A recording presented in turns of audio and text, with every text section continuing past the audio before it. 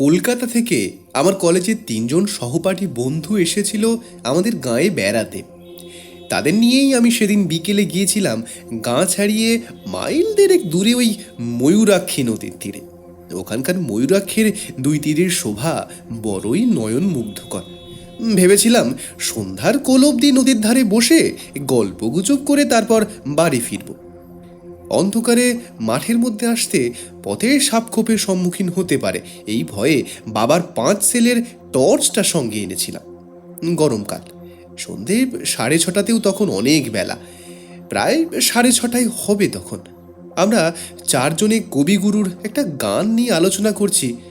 আলোচনায় আমরা এতই মশগুল ছিলাম যে পশ্চিম দিক থেকে কালো মেঘ উঠে কখন যে প্রায় অর্ধেকটা আকাশ ঢেকে ফেলেছে খেয়ালই হয়নি।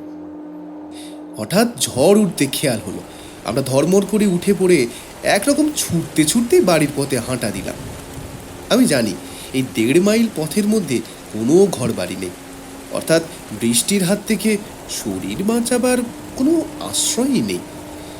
বরাত মন্দ 5-7 মিনিটের মধ্যেই দৈত্যের মতো কালো মেঘটা সারা আকাশ ছেয়ে ফেললো এবং মুষলধারে বৃষ্টি নামল। সেই সঙ্গে ঝড়ের সে কি বেগ! প্রাণপণে ছুটতে লাগলাম আমরা 4 জন।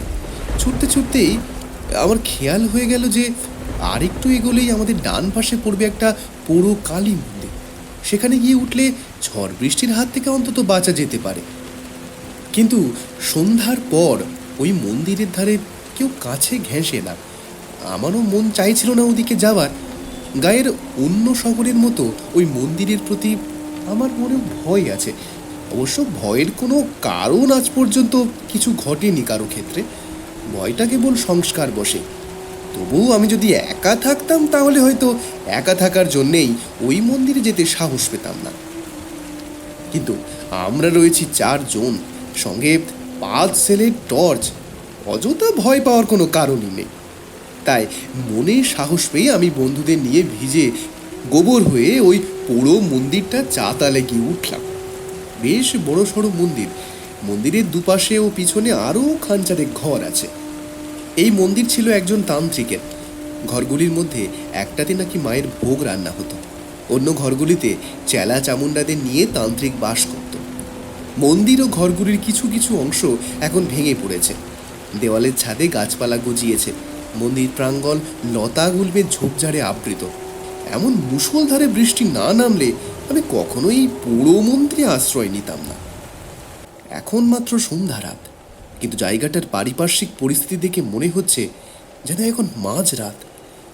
বন্ধু শ্যামল বলল, আচ্ছা, জায়গায় আমাদের নিয়ে এলি বটে, সাপকোপে আবার কামড়াবে না তো? আমি টর্চটা জেলে চারিদিকে দেখে নিয়ে বললাম, দেখে তো সেরকমই মনে হচ্ছে। কি করব ভাই, যা বৃষ্টি নামলো, বাড়ি যে এখনো অনেক দূর। এই বৃষ্টিতে এতখানি রাস্তা ভিজলে সবাইকে যে জ্বরে পড়তে হবে। সে কথা সত্যি। কি মন্দির ছিল রে এটা? দেখে তো মনে হচ্ছে এককালে খুব জাঁকজমকের সঙ্গে পুজো আচ্চা হতো এখানে। হ্যাঁ, মারাত্মক রকমের জাঁক জমক সহকারেই এখানে কালী প্রতিমার পুজো হতে শুনেছি। সে জাঁকজমক এতই মারাত্মক ছিল যে কোনো লোক পুজো দেখা তো দূরের কথা, কোনোদিন প্রতিমাও দেখতে আসতো না এখানে। একথা শুনে শ্যামল, রতন ও অজয় সবিস্ময়ে জিজ্ঞাসু নেত্রে আমার দিকে তাকালো। শোন তবে এই মন্দিরের ইতিহাস, যেটুকু আমি জানি। আমার ঠাকুরদার বয়স যখন ছিল 24-25, সেই সময় এই মন্দিরের কালী সাধনা করতো একজন তান্ত্রিক কাপালিক। শুনেছি সেই কাপালিকের চেহারা এতই ভয়ঙ্কর ছিল যে কোনো সাধারণ মানুষ তার ধারে কাছে যেত না। 7-8 জন চেলা ছিল তার, তাদের চেহারাও ছিল ভয়ঙ্কর। ওই যে বেদিটা দেখছিস, ওই বেদির ওপরে থাকতো কালী মূর্তি। তখন কেউই জানতো না যে ওই মূর্তিটা নকল কি আসল মূর্তি। অর্থাৎ নিচেকার একটা গোপন কক্ষে মন্দিরের পিছন দিকে একখানা ঘর আছে। সেই ঘরের মেঝের মধ্যে দিয়ে নিচেকার ঘরে যাওয়ার সিঁড়ি আছে। এই ব্যাপারটা আকস্মিকভাবে টের পেয়ে যায় আমাদেরই গাঁয়ের একদল ছেলে। দলে তারা 6 জন ছিল। সেদিন তারা গিয়েছিল পাশের গাঁয়ে এক বউ ভাতের নিমন্ত্রণ খেতে। খেয়ে দিয়ে যখন তারা ফিরছিল, রাত তখন 11টা। আমরা আজ যে কারণে মন্দিরে ঢুকলাম, সেদিন তারাও ঠিকই একই কারণে এই মন্দিরে আশ্রয় নিতে বাধ্য হয়েছিল। আজকের মতো সেদিন রাতেও এমন মুষলধারে বৃষ্টি নেমেছিল। তারা এই মন্দির চাতালে উঠে দেখে প্রতিমার দরজা বন্ধ, মানুষের কোনো সাড়া শব্দ পাওয়া যাচ্ছে না। তারা ভাবলো কাপালিক ও তার চেলাচামুন্ডারা সবাই বোধহয় ঘুমিয়ে পড়েছে। এমন সময় তাদের কানে পৌঁছায় পুজোর ঘণ্টার ধ্বনি। কিন্তু ঘণ্টার যে আওয়াজ তাদের কানে আসছিল, সে আওয়াজটা ছিল খুব চাপা ও ক্ষীণ। প্রথমটা তাদের মনে হয়েছিল খানিকটা দূর থেকে বোধহয় আওয়াজটা আসছে, তাই এখন চাপা মনে হচ্ছে। তারপরেই তাদের খেয়াল হলো যে এই মন্দিরের চারিপাশের প্রায় মাইল খানেকের জায়গার মধ্যে কোনো বাড়িঘর লোকবসতি নেই। তবে তবে ঘণ্টার শব্দ, তাহলে নিশ্চয়ই মন্দিরের মধ্যেই কোনো ঘরে পুজো হচ্ছে।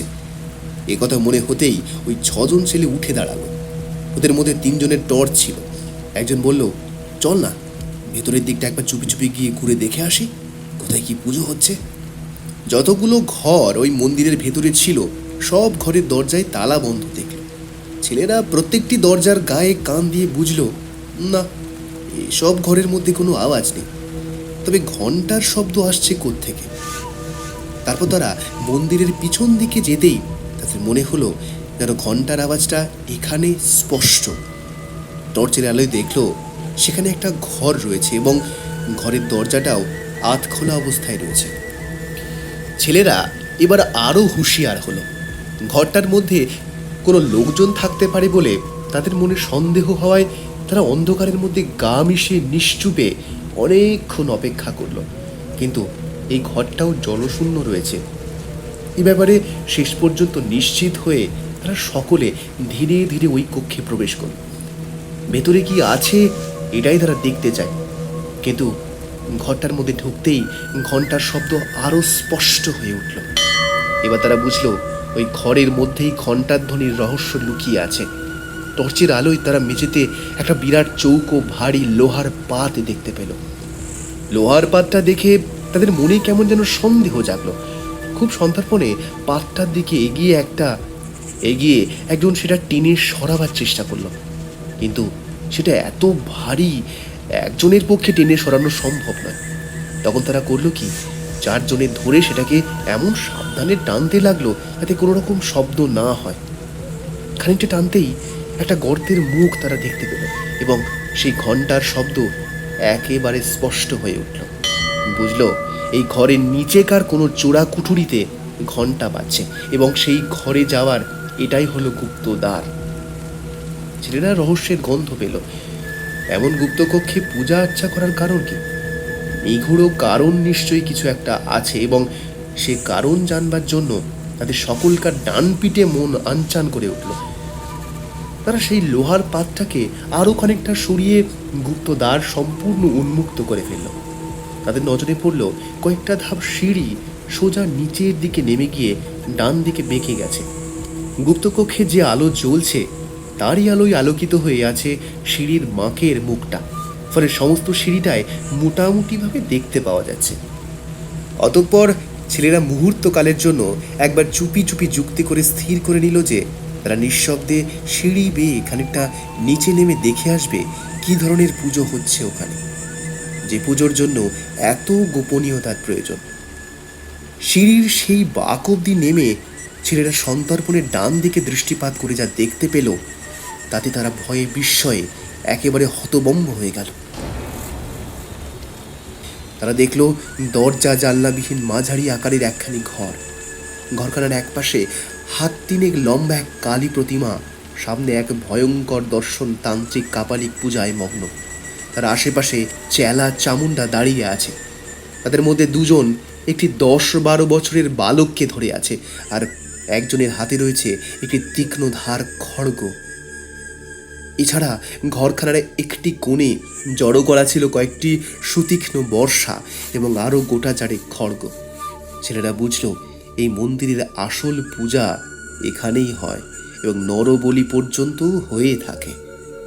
ইতিমধ্যে কাপালিক পূজা শেষ করে আসন ছেড়ে উঠে দাঁড়ালো এবং ঘাতকের দিকে চেয়ে ইশারায় বলির নির্দেশ দিল।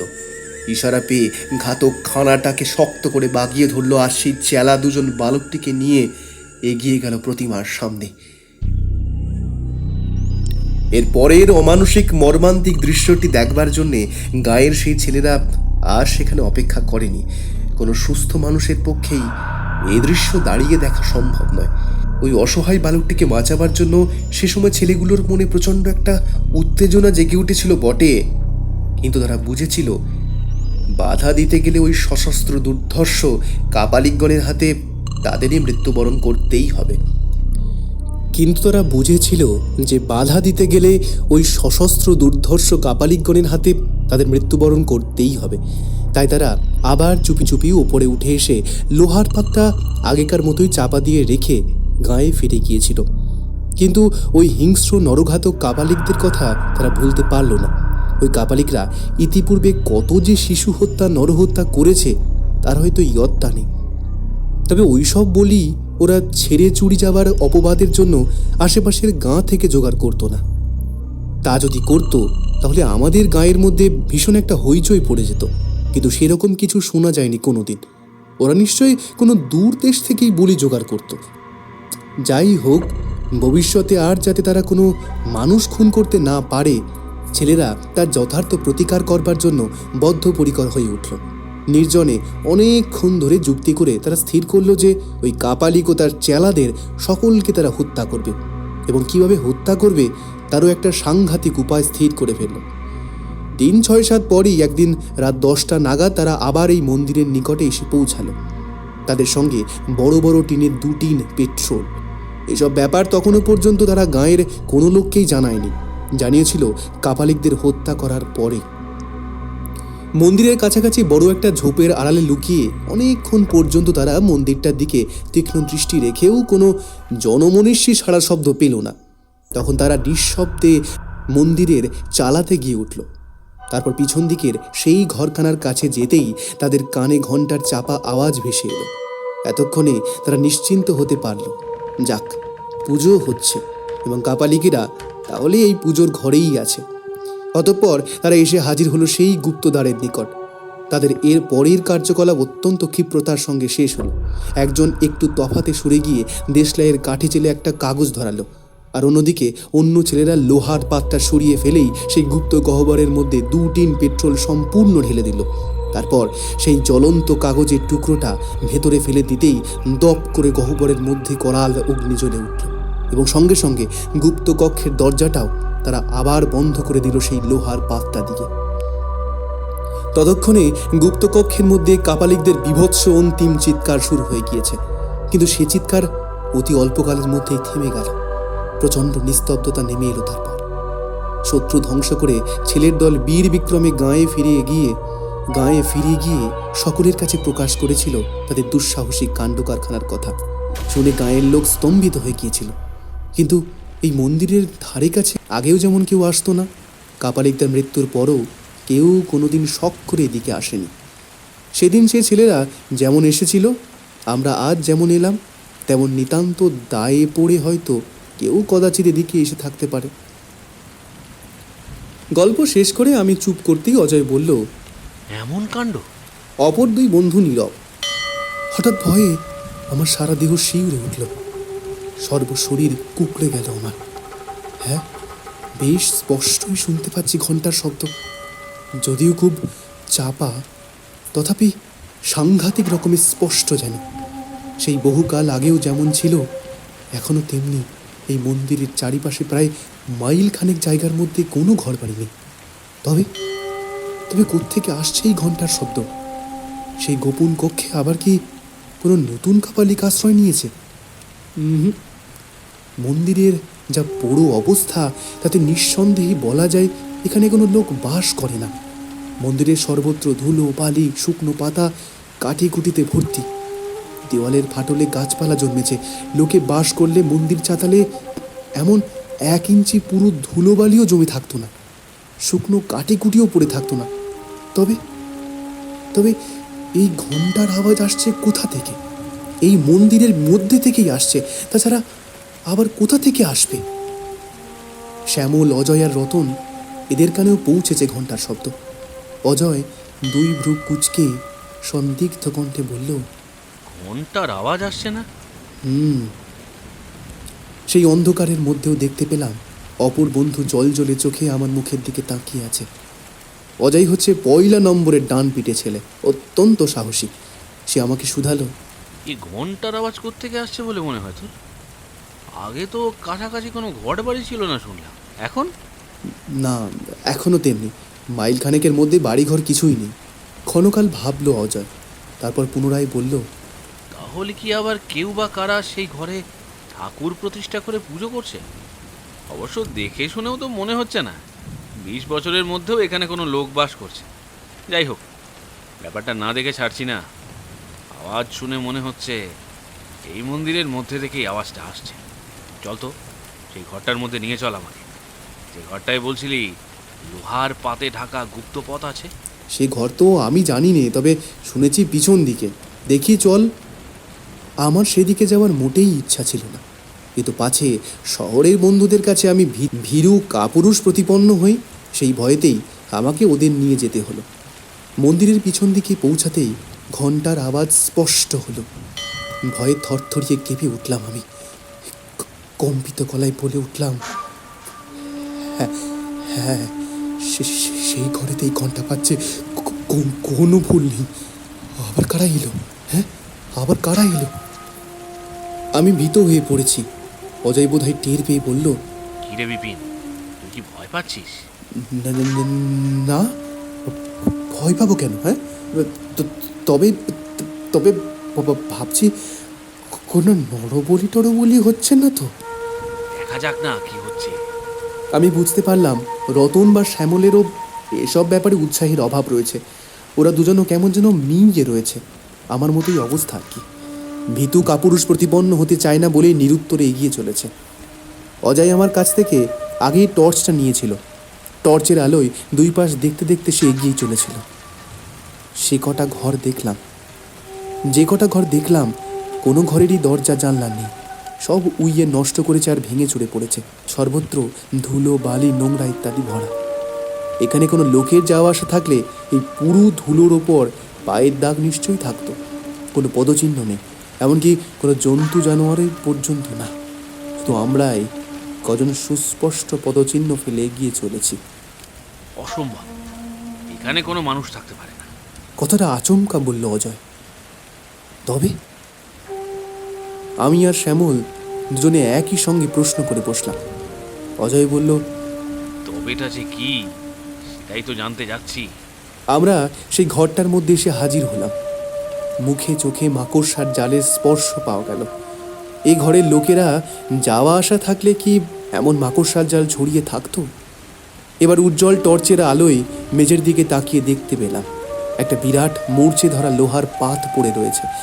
ঘরের মেঝে ও লোহার পাতটার ওপর 1/2 ইঞ্চি পুরু ধুলোর আস্তরণ জমে রয়েছে। এখানে ঘন্টার শব্দ আরও স্পষ্ট। একটানা ঘন্টা বেজে চলেছে, মনে হচ্ছে যেন আরতি হচ্ছে। আমরা প্রত্যেকেই উপলব্ধি করতে পারলাম যে এই ঘরের নিচে থেকে ঘন্টার আওয়াজ আসছে, যেখানে লোকজনের কোনো অস্তিত্ব নেই। সেখানে ঘন্টা বাজে কি করে? এ কি হলো, কি কাণ্ড! আমার গায়ের লোম খাড়া হয়ে উঠল। ভীষণ একটা বিপদের ইঙ্গিত পাচ্ছি যেন। আশ্চর্য, অদ্ভুত। অজয় নির্নিমেষ দৃষ্টিতে লোহার পাতটার দিকে তাকাতে তাকাতে কথাটা বলল। সত্যিই ভাববার কথা, এই রহস্যের কারণ জানতেই হবে। এবার আমরা সকলে মিলে লোহাটা টেনে সরাতেই গুপ্ত পথ নজরে পড়ল, আর সেই সঙ্গে ঘন্টার আওয়াজটাও একেবারে কানের কাছে এগিয়ে এলো। কিন্তু কি অন্ধকার গর্তটা! সিঁড়ির একটা ধাপও নজরে পড়ছে না। নিচের ঘরে নিশ্চয়ই কোনো আলো জ্বলছে না। ছোট একটা প্রদীপ জ্বললেও তারা আলোর রেখা নিশ্চয়ই আমাদের নজরে পড়তো, এবং সিঁড়ির নিচেকার দিকটাও অন্তত আবছাভাবে আলোকিত হয়ে থাকতো। তবে কি অন্ধকারে বসেই পুজো করছে? এ কি অস্বাভাবিক ব্যাপার! অজয় চুপি চুপি বলল, আমার পিছু পিছু আয় তোরা, খুব সাবধানে নামবি, টর্চ জ্বালবো না, কোনো রকম শব্দ টব্দ যেন না হয়। দুপাশের দেওয়াল ধরে নিঃশব্দে সিঁড়ির বাঁক পর্যন্ত নেমে দাঁড়ালাম। সঙ্গে সঙ্গে ঘন্টার আওয়াজ থেমে গেল। চোখে কিছু দেখতে পাচ্ছি না আমরা, অস্বাভাবিক অন্ধকারে আমরা চারজন যেন অন্ধ হয়ে দাঁড়িয়ে আছি। এত নিটিট অন্ধকার জীবনে কোনো দিনে দেখিনি। আমরা সকলে গায়ে গা ঠেকিয়ে বেশ কিছুক্ষণ সেখানে দাঁড়িয়ে থেকেও কোনো মানুষজন তো দূরের কথা, একটা আরশোলার অস্তিত্ব পর্যন্ত টের পেলাম না। হঠাৎ অজয়ের হাতের 5 সেলের টর্চটা জ্বলে উঠল। টর্চটায় ছিল নতুন ব্যাটারি। উজ্জ্বল আলোয় উদ্ভাসিত হয়ে উঠল চারিদিক। দেখতে পেলাম সেই গুপ্ত কক্ষের মেঝের উপর কতগুলো নরকঙ্কাল পড়ে রয়েছে। প্রতিমা যেখানে ছিল সেখানে পোড়া প্রতিমারও কিছু অংশ খাড়া হয়ে দাঁড়িয়ে রয়েছে। ঘরের এক কোণে সেই বর্ষার খাড়াগুলোও রয়েছে, আর একটা খাড়া পড়ে রয়েছে প্রতিমার কাছাকাছি জায়গায়। পুজোর ঘণ্টা এবং কয়েকটা থালা, কুশাকুশি ইত্যাদি প্রতিমার সামনে পড়ে রয়েছে। এই সমস্ত জিনিস আগুনে পুড়ে এবং তার উপর ধুলোর আবরণ জমে এমন চেহারা হয়েছে যে বোঝবার উপায় নেই কোনটা লোহার তৈরি, কোনটা তামার, কোনটা পিতলের জিনিস। বেশ কিছুক্ষণ ঘরটা দেখে নিয়ে অজয় গলায় বেশ জোর দিয়ে বলে উঠল, অসম্ভব, এ ঘরে কখনোই ঘন্টা বাজছিল না। ঘন্টার শব্দ অন্য কোথাও থেকে আসছিল। আমাদের সকলেরই শোনার ভুল হয়েছে, আর এখানে নয়, উপরে যাওয়া যাক। আমি বেশ স্পষ্টতই বুঝতে পারলাম কথা বলার সময় অজয়ের গলা কাঁপছিল, আর আমার নিজের অবস্থা অত্যন্ত শোচনীয়। কি যে এক নিদারুণ ভয়ে আমি ঘেমে উঠলাম। যাই হোক, আমরা উপরে উঠতে শুরু করলাম। সবার আগে আমি আছি, আর সবার নিচে টর্চ হাতে অজয়। অকস্মাৎ অজয়ের আর্তচিৎকারে আমরা ভীষণভাবে চমকে উঠলাম। আ করে চিৎকার করতে করতে অজয় বসে পড়ল সিঁড়ির উপর। তার হাত থেকে টর্চটা খসে পড়েই নিভে গেল। অজয়ের চিৎকার শুনলাম, ওরে ওরে, তোরা আমাকে বাঁচা বাঁচা। তারপরে চুপ। আমরা হুড়মুড় করে নেমে গেলাম অজয়ের কাছে। টর্চটা কোথায় পড়েছে কে জানে। আমরা তো সেই অন্ধকারের মধ্যেই অজয়কে ধরাধরি করে কোনো রকমে নিয়ে এলাম উপরে। বুঝলাম অজয়ের জ্ঞান নেই। তারপর কিভাবে কত কষ্ট করে যে অচৈতন্য অজয়কে নিয়ে সে রাতে বাড়ি পৌঁছেছিলাম সে কথা এখানে না বললেও চলবে। ডাক্তারকে খবর দেওয়া হয়েছিল, কিন্তু তিনি দেখে শুনে ওষুধ দিয়ে বলেছিলেন, মনে হচ্ছে ভয়ঙ্কর কিছু একটা দেখে ভয়ে জ্ঞান হারিয়েছে।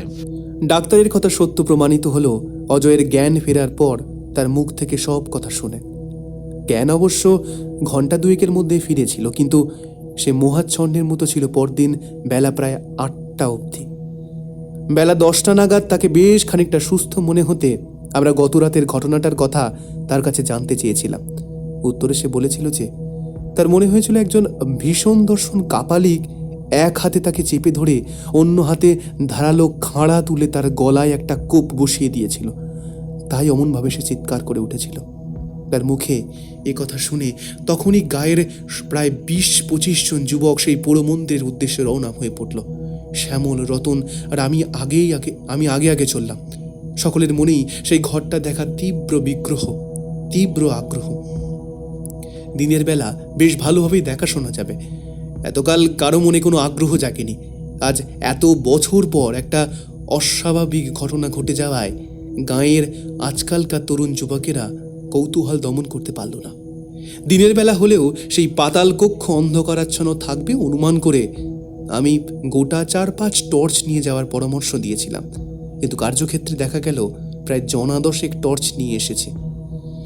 গুপ্তদ্বারের সামনে এসে দেখা গেল সত্যই ভেতরটা বেশ অন্ধকার। যাই হোক, আমরা টর্চগুলো জেলে একে একে নামতে লাগলাম নিচে।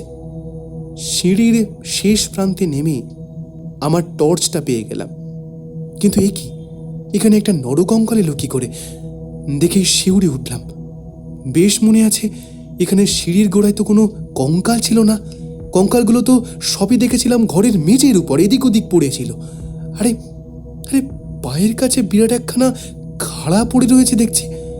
কঙ্কাল খাড়া না, কখনো না, এসব মোটেই এখানে ছিল না। ঘরের মেঝের দিকে তাকিয়ে দেখি প্রতিমার কাছে যে খাড়াটা পড়েছিল সেটা তো সেখানে নেই।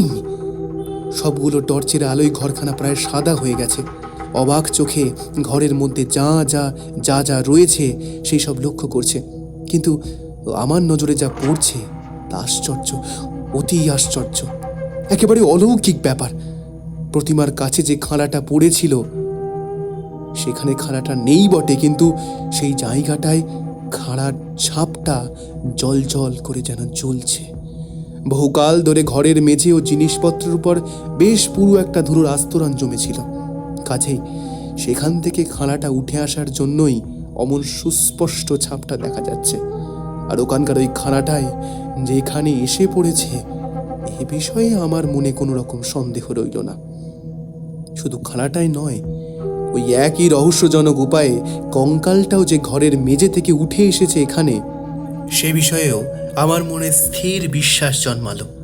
কিন্তু এই অলৌকিক কাণ্ড কারখানার মূলে কোনো অলৌকিক রহস্য যে অন্তর্নিহিত রয়েছে তার মীমাংসায় পৌঁছানোর মতো বুদ্ধিবৃত্তি আমার নেই। অত লোকজনের মধ্যে থেকেও কি যেন এক দারুণ ভয়ে আমার সারা দেহ শক্ত কাঠ হয়ে গেল।